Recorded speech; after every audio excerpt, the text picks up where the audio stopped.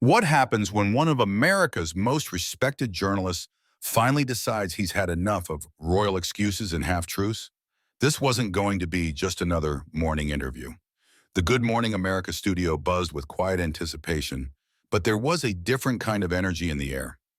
Viewers at home had tuned in expecting yet another carefully managed conversation with Prince Harry. What they got instead would go down as one of the most brutal dismantlings of a public figure in live television history.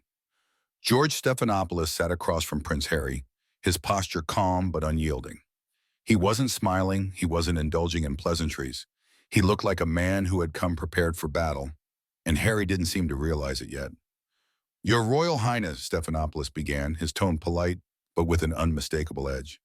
"You've made some serious allegations about your family and the institution of the monarchy. But at what point does personal accountability enter your narrative?" Harry blinked, clearly not expecting such a direct start.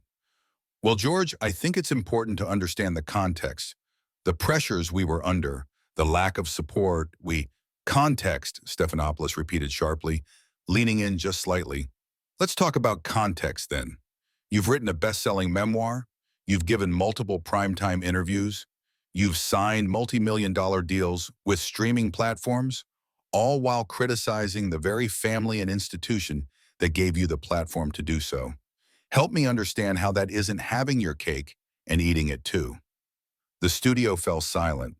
Harry's confident expression faltered as he tried to collect himself. His media training kicked in. "This was never about money. It was about protecting my family, protecting my wife from the same treatment my mother—" "Your mother never wrote tell-all books about her family," Stephanopoulos interrupted, his voice cutting clean through Harry's rehearsed lines. "She never spent years publicly attacking the institution. She never moved to another country and monetized private family conversations. So tell me, how exactly are you protecting your family by doing everything she never did?" That comparison landed like a blow. For the first time, Harry looked rattled. He shifted in his chair, glancing briefly at the cameras as if searching for an ally who wasn't there. "She didn't have the opportunities we have today," Harry shot back, his voice tightening. "She was silenced by the institution." "Silenced?" Stephanopoulos pressed, pouncing on the word. "Your mother gave one of the most famous TV interviews in British history. She spoke to Andrew Morton for a book that rocked the monarchy. She had relationships with journalists throughout her life. How was she silenced when she had access to global media whenever she chose to use it?" Harry inhaled sharply.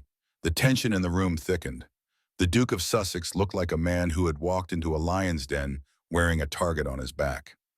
"You're twisting my words, George," Harry said finally, the frustration creeping into his tone.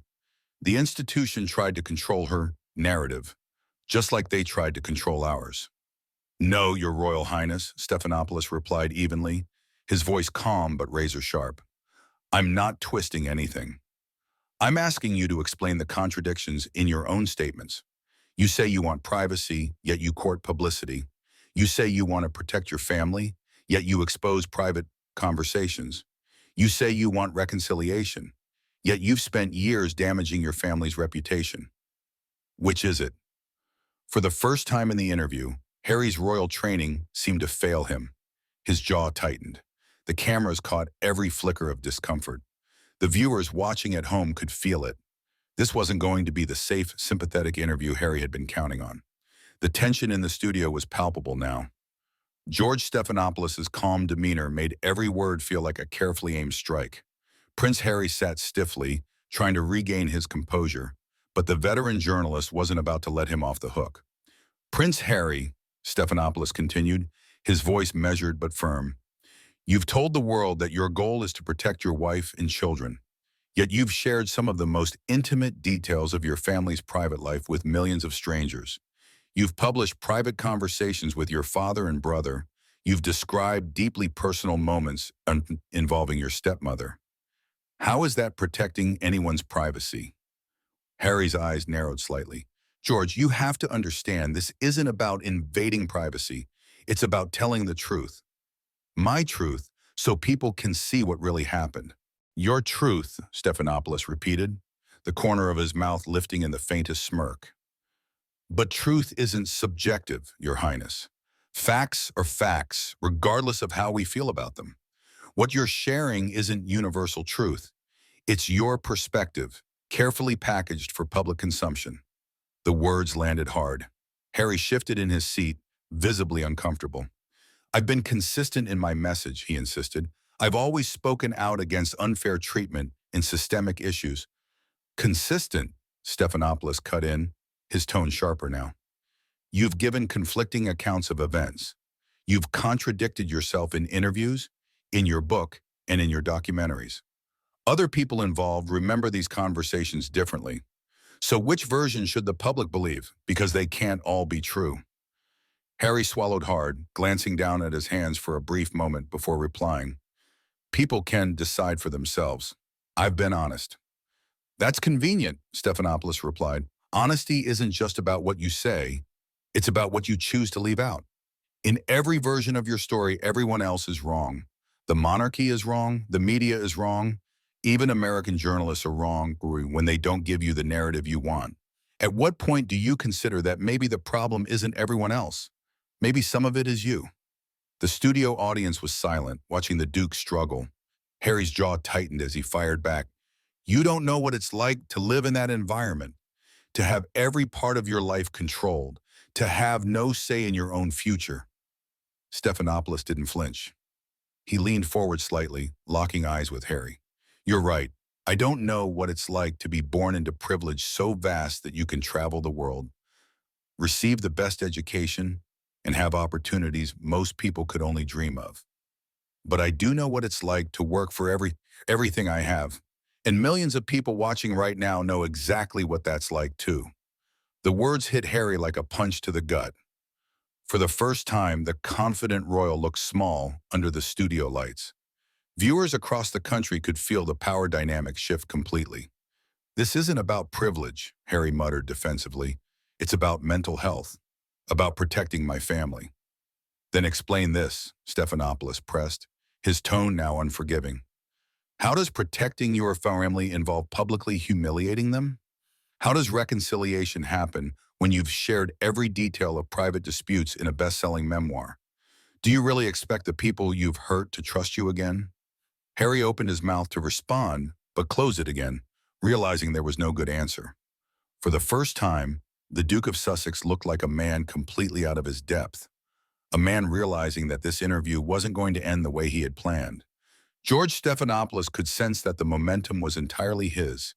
The calm authority in his voice contrasted sharply with Harry's increasingly defensive tone.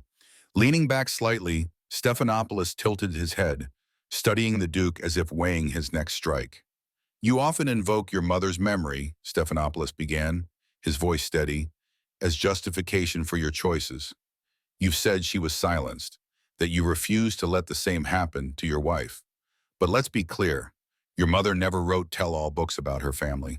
She never signed multi-million-dollar deals to air private grievances. She never monetized her pain. So tell me, why have you? The comparison landed with brutal precision. Harry's posture stiffened.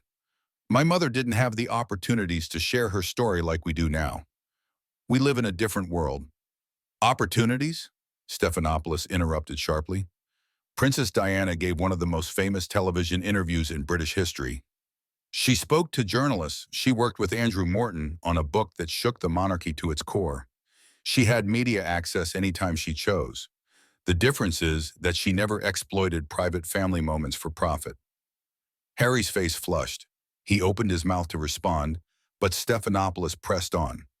You've repeatedly said this isn't about money, he continued. Yet you and your wife have made hundreds of millions through book deals, streaming platforms, and interviews, all centered around criticizing your family. How do you expect the public to reconcile that with your claim that you're just trying to protect your family? Harry leaned forward slightly, his voice rising. It was never about money, George.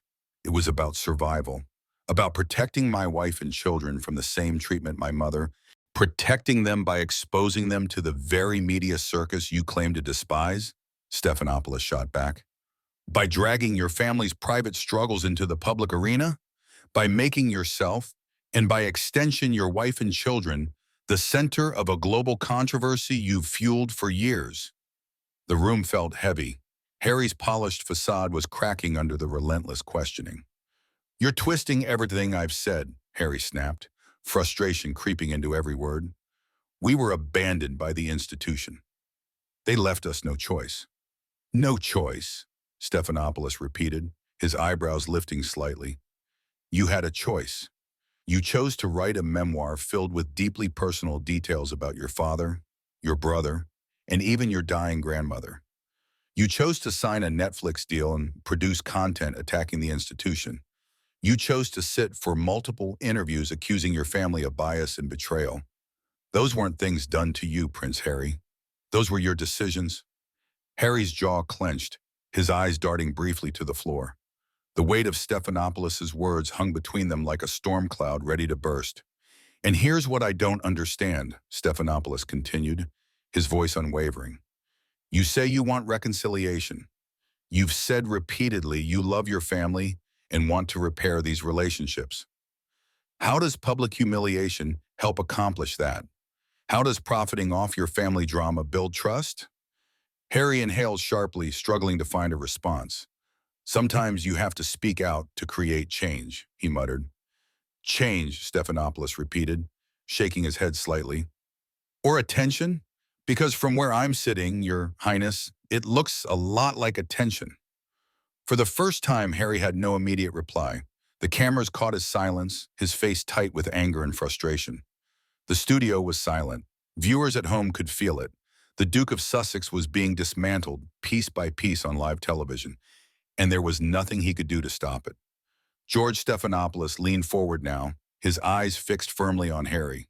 The calm patience in his voice had hardened into something sharper, unyielding, unafraid. "Let's talk about something else, Your Highness," he said, voice low but deliberate. "You and your wife have made serious allegations of racism within your family.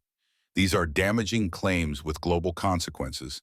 Yet when pressed for details, you refuse to provide names, evidence, or specifics. How is that fair to the people you are effectively accusing?" Harry's eyes widened slightly. "I never accused anyone specifically." "You absolutely did," Stephanopoulos fired back instantly.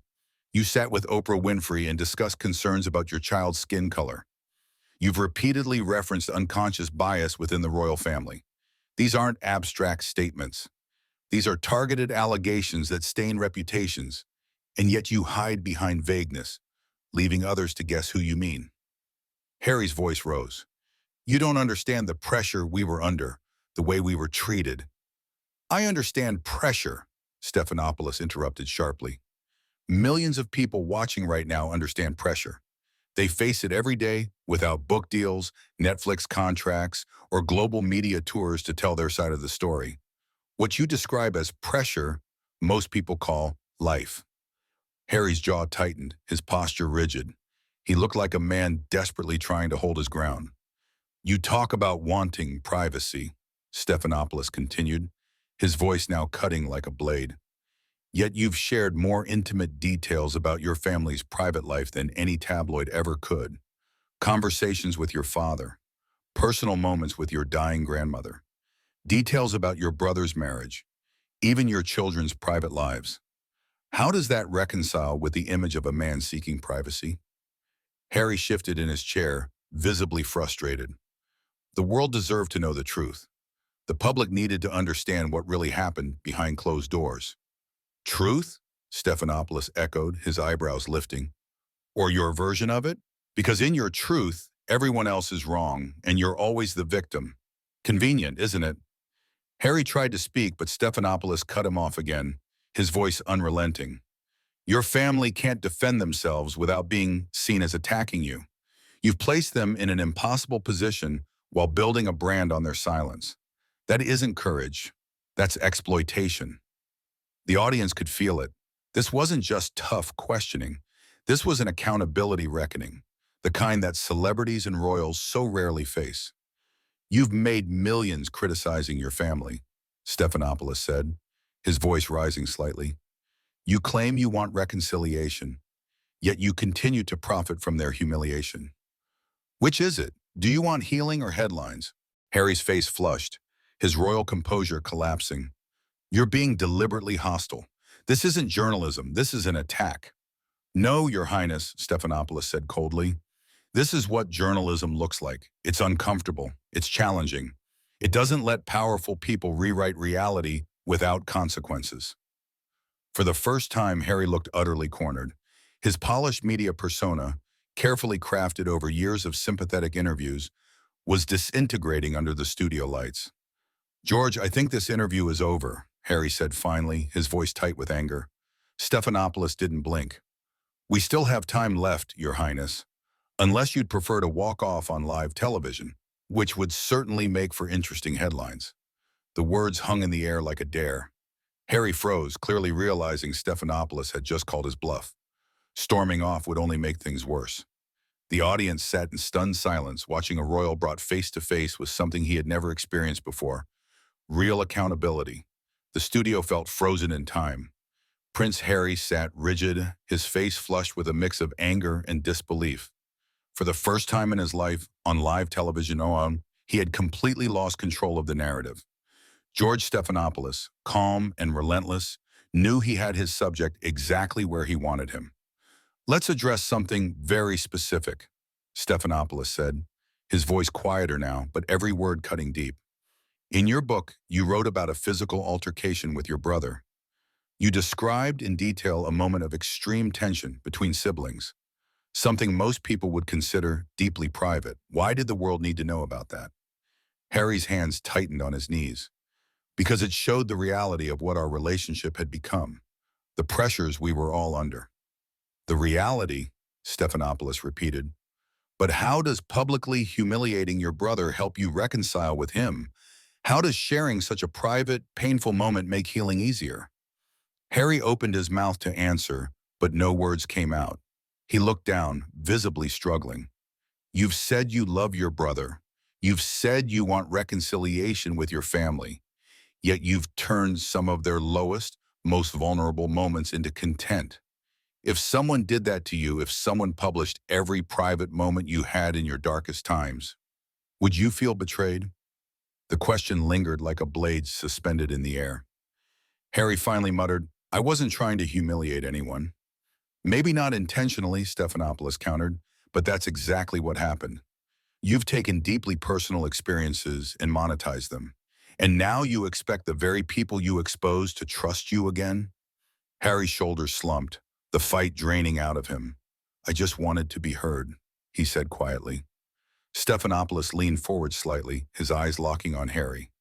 "You've been heard, Your Highness, more than almost anyone on this planet. You've had global platforms, best-selling books, primetime interviews, documentaries. The world has heard your story. The question is, what are you going to do with that platform now? Are you going to keep relitigating family drama? Or are you finally going to make the difference you claim you want to make?" Harry looked stunned, like a man realizing there was no escape. The silence in the studio was suffocating. Cameras zoomed in on his face, capturing every flicker of defeat. Finally, with a tight voice, Harry said, "I think we should move on to other topics." Stephanopoulos glanced at his watch, then back at Harry. "Actually, that's all the time we have. Your Royal Highness, thank you for joining us today." The interview ended not with Harry's triumphant narrative, but with the image of a man stripped of control, confronted with the consequences of his choices. George Stephanopoulos had done what no interviewer had managed before. He had held Prince Harry fully accountable, refusing to bow to status or sentimentality.